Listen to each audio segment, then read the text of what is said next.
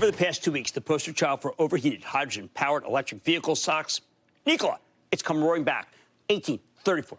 For those of you who don't remember, Nikola is the speculative EV play with a hydrogen kicker that came public over the summer via reverse merger with a special purpose acquisition company, or SPAC. The stock initially caught fire, and by September, the company had made a transformative deal with General Motors to collaborate on an electric pickup truck, but to do much more than that. Then, a few days later, a short seller published a scathing research report accusing Nikola and its founder of outrageous acts of fraud. So then the stock plunged below $20, and for a while, that's where it stayed. But Nikola brought in new management. They kept working on their truck and their hydrogen technology, and even after all the bad press, GM hasn't pulled the plug on their partnership, though we lack clarity on the current relationship. We also need clarity on partnerships that could build out a much-needed hydrogen network, and what help the government might even give to lower the cost of hydrogen. So is it time to take this company seriously again, given how much this market loves EV and hydrogen fuel cells? Let's take a fresh look. It's a fresh look with Mark Russell. He's the new president and CEO of Nikola. Get a better sense of what's happening. Mr. Russell, welcome to Mad Money. Thanks, Jim. Thanks for having me. All right. Love to be here talking about hydrogen. Of course. All right. So, Mark, tell me, after kind of a, let's say, tumultuous period, why you are the person to take Nikola into the promised land of maybe the greenest fuel out there, hydrogen. Well, the whole team here is excited about hydrogen. That's what we've been focused on for several years now here. We think hydrogen is part of the solution for a zero-emission future. Right. But then remember, there were some issues that occurred. Issues that occurred that made it so that we don't even know if your GM deal is going to happen. That could expire soon, the pact with GM. And there were obviously issues that I think people felt were signs of fraud. A truck that was sent down a hill to show that the company got an engine that worked that turned out to be actually, say, suboptimal in describing what Nikola does. Well, Jim, we have several trucks that work. We have fuel cell trucks that work. We have our first battery truck that now is on the dyno and has been on the track. The Nikola Tre, which was being finished up in Germany in the production prototypes. We have a number of trucks that work. We haul beer on public roads for Anheuser-Busch. You know, a few seconds on Google, you find that video. Oh, absolutely. So we have a number of prototypes that work, and we're focused on the future now, going forward. Okay, how can you get the price of hydrogen down to make it so it's viable? Well, the key to getting the price of hydrogen down, Jim, is the price of electricity. And on that front, what people need to focus on is the price of green electricity. The electricity that's coming from wind, it's coming from solar. That's the price that you need to focus on. We can make hydrogen for about a decimal move on the cost of the electricity, depending on a few other factors. So if you can get electricity at 2 cents a kilowatt hour, you can make hydrogen for $2 a kilogram, which is way below the current retail price, as you know. But do you have enough money on hand to have that happen? That's going to take a long time, right? Is that a 2030 issue, 2025? And does Nikola have enough money to see that vision out, particularly if the GM deal does not come to fruition? Yeah, our current plan is based on what we ended the quarter with, which we announced in our earnings call. We got about $900 million on cash at that point. That's enough to fund our operations through this year, next year, on into 22. We've been upfront all along that we would do one more tranche of equity raise that we would need to do before we got to a self-sustaining run rate. We'll do that sometime next year when conditions are right.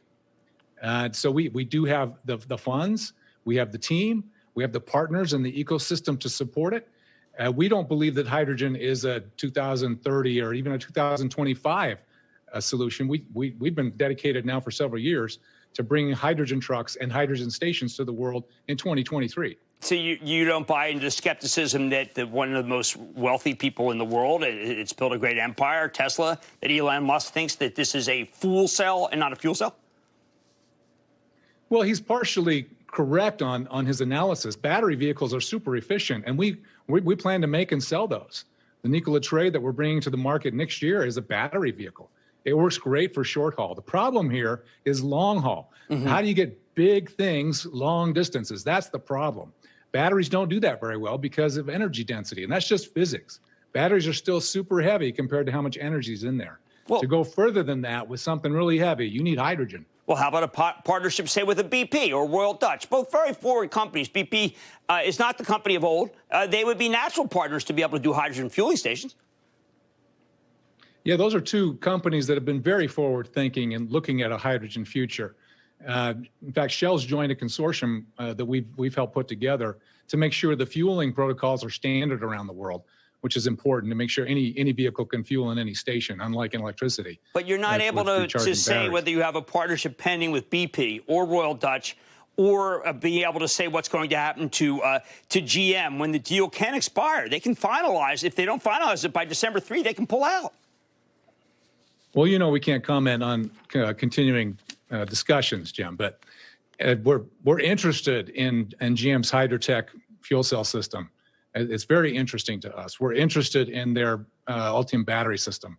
Okay. Both of those things are interesting to us, and we continue to talk to them about those things. All right, let's talk about previous management. I understand, correct me if I'm wrong, that you co-owned an entity with Trevor Milton called T&M Residual, owns 39 million shares. I understand that you extended your lockup. There's a very big lockup coming up, the lockup expiration, that you've extended the period that you don't want to sell, especially the 39 million shares in the entity that you co-own. But what happens if Milton decides to sell? He owns an awful lot of stock. I mean, I would feel like that his 92 million shares might be free to trade. I don't know how much is locked up. I just worry people will listen, they'll want to buy hydrogen, and they might run into a gauntlet of stock that is thrown down by Trevor Milton. I manage those T&M shares, and then we have a bunch of strategic partners who have taken big positions in the company. Many of them have joined our board of directors, Hanwha, CNH, Bosch, people like that, controlling a lot of shares. A number of those folks have agreed to extend their lockup to the end of April, May 1. So I think there's 135 million shares that have extended their lockup that actually would have otherwise expired in the 1st of December. How about those 92 million shares that Trevor's free to trade next week? I mean, do we have any assurances from him? It doesn't seem like well, it's up to him, obviously, but do you have any assurances that he might want to hold on here for the long term? Can't comment for Trevor, of course, but we believe that as we execute on our milestones and on our business plan, we're going to reward our long-term focused shareholders. Okay, and that's our focus is on the long term. How's the Badger doing? We're kind of excited about the Badger. Well, the Badger is a cool truck. I think it's a cool truck. It's a truck I'm interested in personally. It's in the repertoire. Well, it has to have a business case, Jim. It's got to be able to be something that makes sense for our shareholders. And we've got to have a partner because it isn't in our core plan. If you look at our core plan, that's about heavy trucks and hydrogen. The Badger isn't in the core plan, which is why we said from the beginning, it takes a partner. So if we have a partner, it's in play. If we don't have a partner, it's not.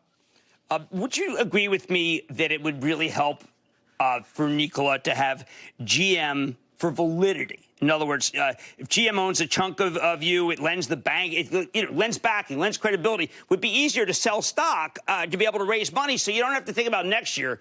Now, you might say, Jim, will you stop? You're just trying to pry this out of me. No, actually, I think a lot of people really hope that you have that relationship with GM, and I'm trying to fuel that hope with legitimacy and reality.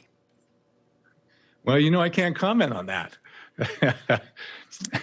we like the fuel cell. Mary we like Barra, the battery. No, Mary, you can't just say, hey, listen, I just talked to Mary. It looks pretty good. I wouldn't worry. How about some reassurance? Reassurance is always good. Can't do that, Jim. When we have something to tell you, we'll let you know. Well, I hope you come on the show when you have it, because I think it could be very exciting for people. Anyway, I think that, you know how I feel about hydrogen. It is the fuel of the future. You are the truck fuel of the future. I want it to work, but I don't want to get people's hopes up, because then what happens is insider selling starts, and Mary Barra might walk away. These are all the things I'm trying to avoid, like you are. Love to have you on hydrogen's side, Jim. It's awesome. Thank you. I am on hydrogen. I'm a green hydrogen guy. I don't think it's a fuel cell. I think it's a fuel cell. Mark Russell, CEO of Nikola. Mad Money's back after the break.